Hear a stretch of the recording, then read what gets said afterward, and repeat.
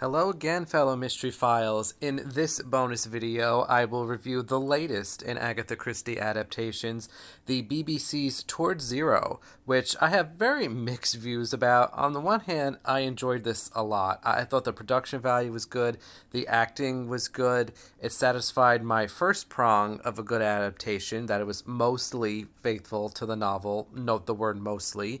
It also satisfied my second prong in that it was suspenseful to viewers who read the original and easy for viewers who didn't read the original to understand. I really did have a great time watching this 3 episode miniseries. This review may not reflect that, but just keep in mind that I really did enjoy this. But on the other hand, I have a litany of grievances against it. I think this adaptation absolutely flunked the third prong in that it didn't seem to understand the original text at all, or if production did understand, it willingly chose to go in a different direction. But I will get more in depth into all of this. There will be spoilers in this video for both the novel and the miniseries. And before I begin, make sure you like and subscribe to keep up to date with the channel. I'm not going to summarize the adaptation entirely, but I'll go through it a little bit and give my thoughts. I want to start talking about the opening sequence actually, which I thought was pretty cool. Although I wish it wasn't so heavy on the tennis theme, but I think that's just par for the course with Toward Zero. I mean, the heavy focus on the tennis theatrics is quite frankly a spoiler, as it only involves Neville, while the tennis itself is not a particularly strong plot point or theme of the novel. All of the recent book covers for Toward Zero also involve tennis, which, and again, a huge spoiler, but it also sort of misses the point of the book. But I did like the opening sequence. I did think it was pretty cool. But we open with Mr. Treves delivering his line about how murder mysteries begin in the wrong place. They begin with the murder when the murder is the end, the culmination of all events leading up to the murder, called the point zero, which is a phrase never used in the book. I don't know why they didn't call it the 0 hour. They call it point zero often. And because this is the first scene, it did lull me into this like false sense that this was going to be an all-time great adaptation. Unfortunately, the series did almost nothing with this. It's like they knew this was like an important aspect of the novel, but failed to execute upon it.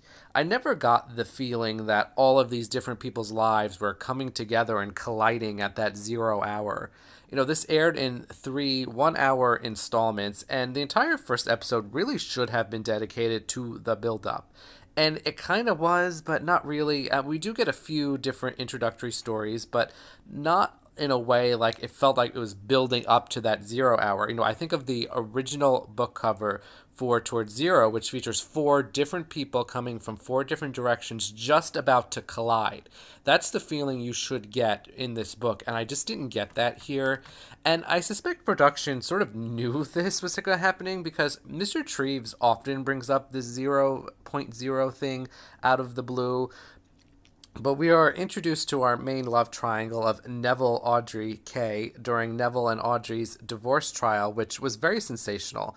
And I think one of the weakest points of this adaptation is the depiction of this love triangle where they get everything wrong about it. In particular, I think the character of Audrey is terrible. I mean, they did not depict her correctly at all. Now, the actors and the performers are all excellent, and because of that, I did enjoy this adaptation.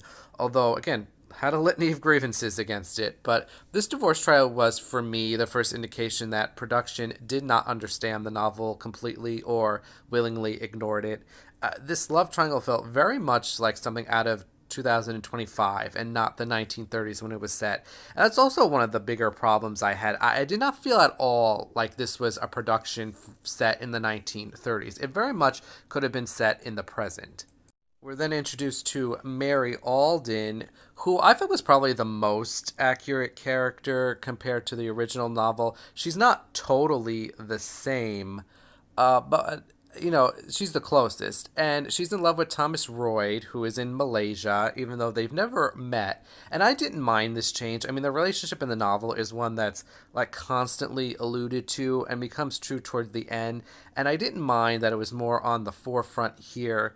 What I did mind was Thomas's backstory, which, first of all, they cut out Adrian Royd, which is also when I realized this was going to be a bit of a red flag here, but Thomas is basically persona non grata at Salt Creek because Lady Tressilian has basically banished him to Malaysia because of lies Thomas spread about Neville, which later on we learned that Thomas has told everyone that Neville intentionally murdered that boy with the bow and arrow. His name was Peter. And I was extremely bothered by this. I mean, they just flat out tell you Neville murdered the boy instead of leaving it up to suspense. And Mr. Treves telling that story about the child with the peculiar physical feature and letting us figure out who that was. And of course, the film tries to deny that it's Neville, but once it's out there, it's out there. You just know Thomas is telling the truth. Just completely squashed one of the best plot lines in the novel. Speaking of squashed plot lines, we are then introduced to Sylvia, who in the novel was Battle's daughter, the one who was wrongly accused of theft at her school. But since this adaptation does not have Superintendent Battle, Sylvia is now Mr. Treves' ward, and she really is a thief. I have no idea why they did this. It was terrible. I mean, the look on Sylvia's face when she's wrongly accused and confesses allows her father to realize that Audrey is innocent later on when she confesses. This proved to me there was not going to be that approaching 0 hour moment, no matter how hard the adaptation tried to make it happen. This was such a missed opportunity, and quite frankly, they should have just cut Sylvia out altogether if they weren't going to use her look as a clue. She was really totally useless in the story, except for like one moment at the end, which I guess didn't really need her. But they kept having to shoehorn her into places to make her relevant. But Treves brings her to the hotel across the way, which in this version is basically Sodom and Gomorrah, and Ted Latimer works there, although he's now Louis Morel. It took me a long time to realize this guy was Ted Latimer, because he's basically a pimp here. We are also introduced to Lady Tressilian here, who, again, is a character I think the adaptation gets wrong. I think they got her less wrong than some of the others, but, in the book, Lady Tressilian is this old fashioned woman, but she realizes she's old fashioned and out of style, so she tries to, stay out of the way. Here, she doesn't realize that, and she does interfere. She tries to get Inspector Leach, who is our combination of Battle, Leach, and Angus McWhirter from the book, to shut down the hotel. She's very controlling of Mary. She's also just very mean, especially to Kay and Arthur Mack, who is a totally new character we'll get into there. The Inspector Leach, I found him to be good, although I don't know if I needed him to be part Angus McWhirter. I don't think that part of him worked. He suffers from PTSD from World War One, which is something very common. These traumatized alcoholic detectives. I would have liked to have seen something a little more original here, but I did not think this was bad. I thought he was very good at this role, but just something we've seen before. He does try to commit suicide by jumping off the cliff, only for him to be saved by Sylvia, of all people. But again, we miss out on the clues where, Angus tries to save Audrey, and how people who survive suicide attempts won't try it again. And pretty much everything Angus McWhirter does in this book to help solve the case is just excised. Leach is basically Battle in action and McWhirter in personality. And don't want to be a jerk about this, but this first episode begins with a trigger warning that an attempted suicide is depicted, which really takes the suspense out of the scene. Because first of all, it says attempted suicide, and it just takes the suspense out of the scene where Leach jumps off the cliff. I understand why the trigger warning is there, but again, I did think it sort of ruined the plot a little bit here if you didn't know it was going to happen. There was very little mystery going on, in my opinion, and Lady Tressilian is not murdered until about 2/3 of the way through the second episode, which is fine. That's how it's supposed to be, and I am a little surprised they did keep that. They resisted the temptation to move it up. But a lot of the investigation seems very rushed and not satisfying. And I think that's largely because they cut so much of the murder mechanics out, Angus McWhirter getting the wrong suit and trying to figure out what the murder weapon was and the angles of the murder weapon and all that. Mr. Treves actually dies after Lady Tressilian in this version, which I didn't mind. And they changed the method of his death to being smothered in his bed, which I thought was fine. I know a lot of people, when I reviewed the novel, did not mind his murder method of him having a heart attack because Neville placed the placard on the elevator. I thought personally that was ridiculous, but a lot of you liked it, so I'm not mad it wasn't changed. I wouldn't have been mad if they left it in either. But I think the lack of understanding of the text was really exposed during the more detective-y investigation sections. If you look at this adaptation as more character driven, I don't think you'll be bothered by it. I think like Five Little Pigs, where it's all character work. Five Little Pigs is a story of the characters who happen to be affected by a murder. I don't look at Towards Zero as one of those novels because it's basically a philosophical look at mystery novels. But the problem is because these characters are not accurate to the way Christie wrote them, the Towards Zero theme totally flops. I mean, for instance, Audrey is still in love with Neville. The reason why she divorces him isn't because Neville was a terrible husband. And she was involved with Adrian Royd. It's because she caught Neville cheating on her with Kay. There was no charade of Neville divorcing Audrey to marry Kay as a cover up for the truth because he couldn't stand that he was scorned. And the reason why Neville goes through with the murder plot in the novel is to earn revenge on Audrey for having the gall to leave him for another man. He frames Audrey for the murder of Lady Tressilian by having it look like Audrey is framing him. And he still does that framing here, but his motivation is different because there is no Adrian Royd. He wants to get revenge on Audrey for simply divorcing him and exposing him in the press as this like Casanova. It's also mentioned that Audrey knows the truth about what Neville did to Peter and was about to spill the beans, which just like really came out of nowhere and seemed to be an afterthought. But the characters are all wrong, and that makes for such an unsatisfying solution because the tension and the suspense was totally lacking. I mean, at one point, Audrey and Neville have let's say, non traditional sex on the staircase where everyone can see them. Audrey and Kay are basically the same character in this version, and neither is like their book counterpart. Kay is a little closer than Audrey. Thomas Royd was such a weakling here, and Kay and Louis turned out to be former criminals for no reason. And there was this totally new subplot involving Lady Tressilian's late husband Matthew, who impregnated a maid who turns out to be the mother of Mac, which quite frankly, if they didn't bother with that subplot, they would have had the time to fully flesh out the mystery mechanics. And Neville winds up murdering Mr. Treves because Leach arrests Mac instead of Audrey, and he needs to get him back on Audrey's trail. I also thought the way Leach solved the murders felt kind of cheap. There are two main clues here. One is that Neville left his fingerprints on Audrey's compact that he framed her with, which felt so cheap and like clearly used so they didn't have to explain anything. That's really sort of self explanatory. The other clue is Mrs. Barrett. She's the housekeeper. She bonds with Leach over the war. She had lost her son, and she explains how Neville took her son's place, and she kept albums of his news articles, and one of them is about Neville swimming, which I should also say, I'm not sure the timeline in this adaptation really works. But in the novel, we're constantly told that Neville is an expert athlete in all sports, and it's weird that he plays tennis because that's the one he's sort of like not the greatest in. Whereas in this adaptation, we only have that one photo of Neville swimming right at the end. There's also a previous scene of him swimming in which Audrey was also revealed to be an expert swimmer. So that didn't really help like rule out Audrey here. And I did like the final showdown between Neville and Inspector Leach, where Leach confronts Neville during a tennis match. It's like mano a mano. I would have preferred the ending from the book, where Neville has that colossal breakdown. He does have a breakdown here, but it was more restrained. And again, I think that's largely due to time purposes. This ending felt very rushed. The show simply did not leave a lot of time to wrap up the mystery in a summation gathering, which, on the other hand, they didn't really need to because they cut out a lot of the best mechanics. Now, for some final thoughts before I discuss the characters individually, I know it may not have seemed like it, but I actually really did enjoy this adaptation. I think this is the best adaptation of a Christie work we've had in a long time.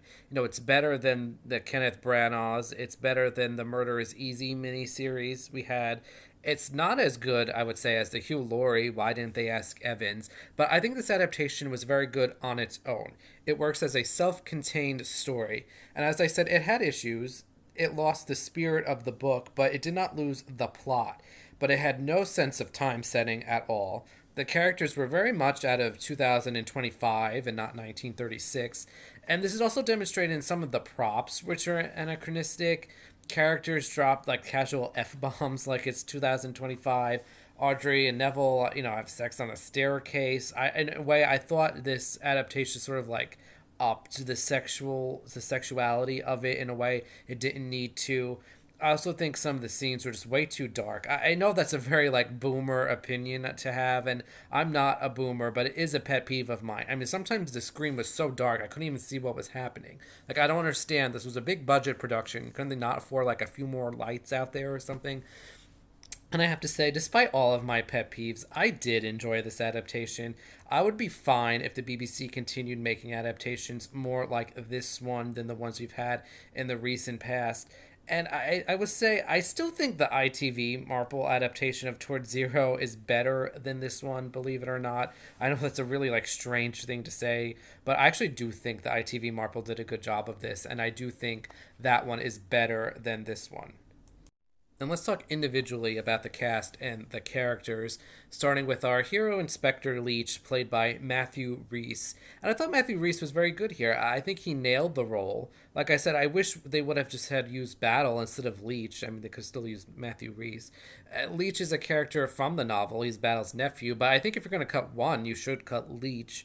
And I did not find him an original character. I mean, we've seen this, like, melancholy detective with like emotional issues a lot. It's almost cliche, but I thought he was very effective in this role, especially when confronting Neville. He was the star of the final episode after being a little sidelined in the first two episodes. I did not like his relationship with Sylvia, which I found very strange. I mean, he winds up adopting her in the end, but I did not get like any motivation for why they had this connection, because we don't have those little moments that lead up towards Zero in which the past experiences have parallels in the present day. But I thought Matthew Rhys was very good, and I did like Inspector Leach. Oliver Jackson-Cohen played Neville Strange.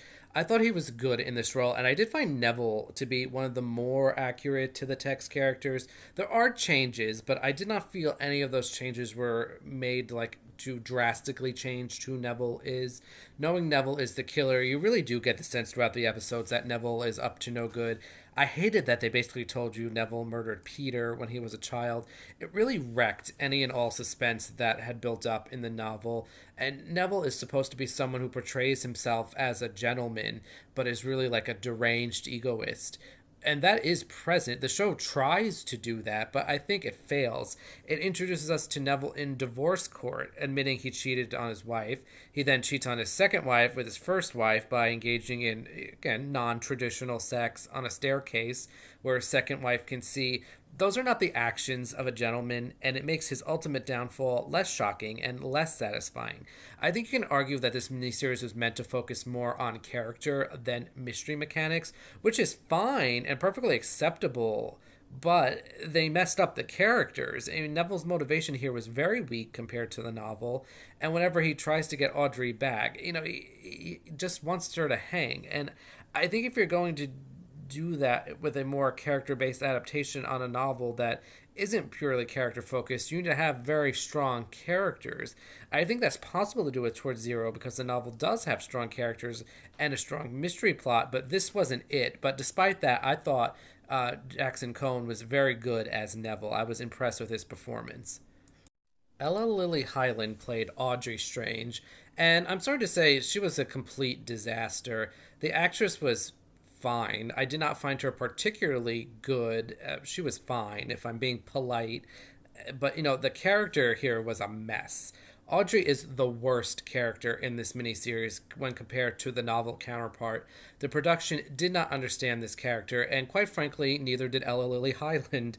The miniseries was heavily promoted, so many of the actors gave a lot of interviews, and it's just clear to me from reading her interviews that Hyland just has never read this book. She had no sense of who Audrey was. As she refers to Audrey in one of her interviews as hedonistic, which, wow, no. Clearly, the production morphed like that passionate tension from the book into something more overtly sexual that was totally not needed. Throughout these three episodes, I really felt production did not trust the viewers to understand the story as Christie wrote it. So they made a few changes to make it obvious or whatever. Audrey is not this like sex kitten she's made out to be here. The absence of Adrian Royd really hurt her character. I mean, Adrian is a character that doesn't even appear like on the page in the book, but his total absence here just ruined her. Because now she's still in love with not Neville. She doesn't have this sort of tragic woman Ophelia depiction here. In the novel, you feel for Audrey because she's the allegedly cast aside wife, and now Neville is torturing her mentally. But in this miniseries, it's very difficult to feel bad for her, even in the opening scenes of her divorce trial, and even after she's arrested, there's no like feeling of helplessness from her, and when she cries, it felt very foamy, and quite frankly, that's on the actress. She's not at her wits' end and panicking and confessing to the murder she didn't commit. And again, I think part of that is creative choices made, but the other part of that is the actress's fault. There are many times when Audrey is just like sitting on a couch or a chair and she's like posed and real dramatic, and it's supposed to be like profound and powerful, but it's just not. And at one point, I actually thought the solution was going to be changed so that both Audrey and Neville were working together. That's not what happened. It is all Neville. But, I just thought Audrey was easily the worst character in this adaptation, and it wasn't particularly close. And it was a similar thing for Kay Strange, played by Mimi Keene. Now, I thought this actress was good. I did like her performance, but Kay and Audrey were just way too similar for me. I think Kay was depicted closer to the novel than Audrey was, but not the same. And I did not like this revelation at the end that Kay is like a fraudster and a criminal with a past, and she's trying to milk Neville for all his money, when in reality, in the novel, she did love Neville. And that also adds to Neville's character as this charmer and this man that women love. It added nothing to the show and really just made no sense. I mean, Kay was a lot smarter here. In the novel, she's a bit naive. She's not stupid, but she's naive. However, a lot of Kay's smaller character moments are retained, like her whining about having to go to Lady Tressilian's and her fighting with Neville over Audrey. I think Kay's character was clearly understood more than Audrey's. You don't necessarily feel the sympathy for her that you do in the novel. I mean, again, she's a little more brazen and overtly sexual than she is in the book, but I did find Kay to be fine in this miniseries.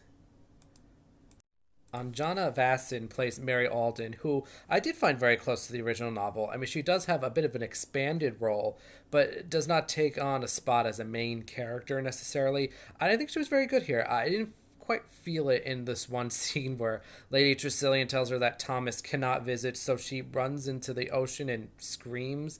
It felt a little melodramatic to me, but other than that, I found her a very compelling character. And there are times when Mary sort of falls out of the action. I mean, there are long periods of time in which she's absent. I knew from the first shot of her when she had that full head of solid black hair that we just weren't going to get that bit about everyone having a peculiar physical trait. And Mary Alden should have had a streak of white hair in her head.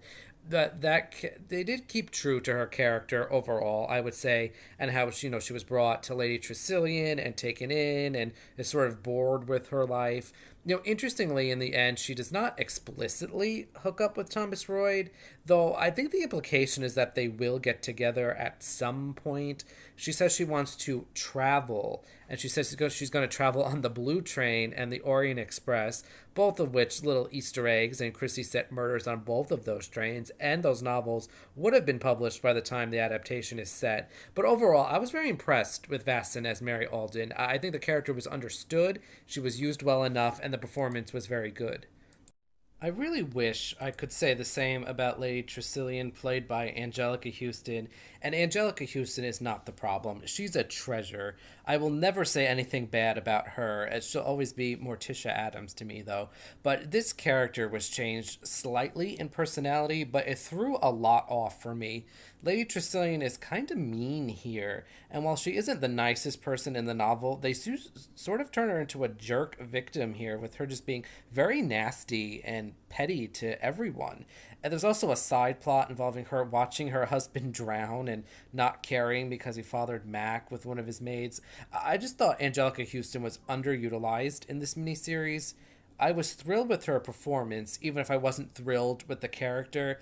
I should also say I was disappointed with the way her murder unfolded. There was just no build up or suspense to it whatsoever. I mean, I knew it was coming because I know the plot, but it just sort of like gets sprung on you that she's murdered. It's just like normal scene transition. It's just sort of happened, which was a bit of a letdown, to be honest. And we have our other victim in Mr. Treves, played by Clark Peters. This is Peters' second appearance in a Christie adaptation. He was previously Julius Hersheimer in the 2015 Partners in Crime saga, which the less said about that, the better. And this was another case where I enjoyed the performance from the actor, but thought the character needed a little improvement. Not much changed about Mr. Treves from the novel, but I did feel there were issues. I mean, Mr. Treves is the voice of reason in the novel. He is the person through whom Christie offers her own thoughts and opinions. And that is supposed to be true in this miniseries as well, but the show is very inconsistent in that. I mean, Treves has been covering up Neville's past murder. He defends Neville in divorce court. He brings a 14-year-old girl to a hotel that's full of sex and drugs. Not exactly the voice of reason here. He's not the moral authority he's supposed to be. He also just like randomly brings up his theory on murders. There was no context given for it. And he also just like randomly announced several times that point zero had arrived when it hadn't. He says it when Mac is arrested, which is not correct. He brings it up a few more times, just sort of like out of the blue, and it felt very strange. Like the adaptation knew this content should be there, but didn't know how to incorporate it with all the changes they made, so they just had Mr. Treves say it a few times. And quite frankly, I think the adaptation was probably better off just excising that totally if they weren't going to use it correctly. But I did enjoy Clark Peters' performance. He was very good. Jack Farthing played Thomas Royd, and this is Farthing's third Christie adaptation. He played Gerald Paintner in the Suchet Big Four adaptation and Donald Fraser in the Sarah Phelps ABC Murders. Again, the less said about those, the better. I thought Thomas was interesting. I mean, Farthing played him very well. I wish he was a bit stronger of a character. He seemed a little like weak and timid, which isn't really what he is in the novel. And again, the absence of Adrian, I think, played a role here. In the novel, he is motivated by his brother's untimely death, but here, him knowing about Neville's past murder just felt less personal, even though this had to have like a greater impact on him. I'm not sure why exactly this change was made. I didn't feel like it was needed. He came across as a weakling, and while his motive was more realistic in the miniseries than in the book, he just seemed totally unlikely to have done it. Like he feels like a way too weak of morally character to do this. But I enjoyed the performance from Jack Farthing and the character overall. Like the changes did not take away from my enjoyment of his character in this miniseries. Khalil Ben Garbia played Louis Morel, our French version of the Ted Latimer from the novel, and I was baffled by this character. I don't have many opinions on Garbia as an actor, mainly because Louis Morel seemed mostly like an afterthought. I suppose he was a pimp at the hotel because initially, when we first meet him, he offers Leach a prostitute, quote, girl or boy, unquote, whichever he prefers. And I really hope he meant man or woman. That is not gone into at all. I really hope it was adults. He is still a former friend slash lover of Kay. I did not like that they were partners in crime. It added nothing to the story, and Louis Morel just really had nothing to do with anything that was going on in the miniseries. And to be honest, if they weren't going to use him in an interesting way or keep him true to the book, they probably were just better off cutting him, especially since Kay is so much more unlikable in this version. In the novel, Ted is there, so Kay isn't alone at the end because we do feel for her in the book and we want her to have a happy ending. But here, I didn't care what happened to Kay, and we don't even get that fun scene of Leech or Battle or whoever pushing Louis/Ted off of the boat to prove he can't swim, which also goes to show just how little thought this production put into the mystery mechanics and the solution. Adam Hugel, I'm not sure, I've never heard of this actor before, played Mac, the illegitimate son of Matthew Tressilian and a maid. I thought he was pretty good here. I actually liked this character and the performer. Mac serves as Neville's valet who tags along to Salt Creek. He's an entirely new character, and the problem for me was that this plotline felt totally unnecessary. And because it existed, we didn't get a lot of the other fun things from the book because this took up way too much space and way too much time. I don't think this plot added anything of interest to the story. It didn't add much to Lady Tressilian's character, and while it expanded on her husband's character, it's like, who cares? He's dead. He's not in the miniseries outside of a photograph. I don't think he needed character development. We have Sylvia, played by Grace Doherty, and I thought the actress was good, but I have to be honest, I have no idea why this character was in this miniseries. There were times she felt very shoehorned into some scenes, and there was also just like long periods of time where she was totally absent.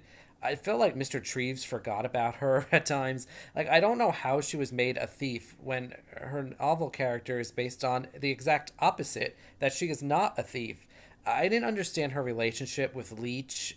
I know she's an orphan, and she's also lost her guardian now, and Leech is also sort of like a lost soul, but there was never like a specific thing that bonded them, and I think it's because they changed the Sylvia character so much and the Battle character so much for this to work. Like in the novel, Leech and Sylvia they're technically cousins, but if you look at Leech as Battle, they're father and daughter, and that's the relationship we're supposed to get here. But it just always seemed like we were supposed to accept this dynamic without us ever being given a reason to. And I think, again, largely this is because they changed the characters too much. Sylvia's no longer this innocent, timid girl who got framed. Like, it just doesn't work here.